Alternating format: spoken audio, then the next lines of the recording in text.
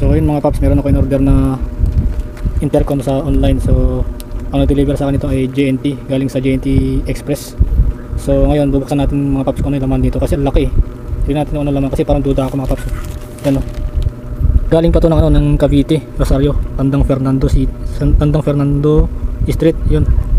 Doon pa galing, pero JNT Express ang nag-deliver. So titingnan natin kung ano laman mga paps kasi ang laki.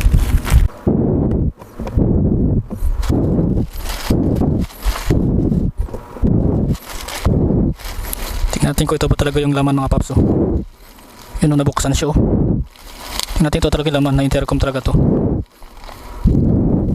Sabi ko na nga ba fake utang ina. Na-scam ako mga paps fake yung laman wipes. Utang ina, sabi ko na nga ba ito yung laman wipes. Hayop na yan utang ina. Intercom ko intercom buy one take one. Ito ang laman, ukang ina.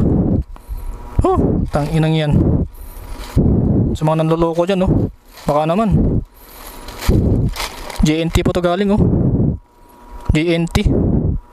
Yan from Cavite po, Cavite Rosario, Tandang Fernando Street. Puking ina. Shoutout sa iyo taga Cavite. Ayusin niyo naman yung delivery niyo. Tingnan niyo, na-scam ako dito. Puking inang yan. Tang ina. Buy one take one. Intercom, tapos ito yung laman. Wipes ito ang inang yan, wipes yung laman hayop. Anong yan? Tang ina. Ito, ang laki. Tapos ito yung laman tang inang yan. Hayop na yan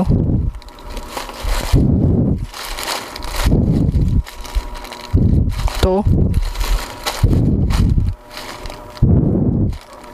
Grabe to. Grabe. Tangin intercom. Ayop, na-excite pa naman ako. Tapos ito yung dineliver sa akin Hindi naman wipes yung order ko. Tignan yan. Grabe.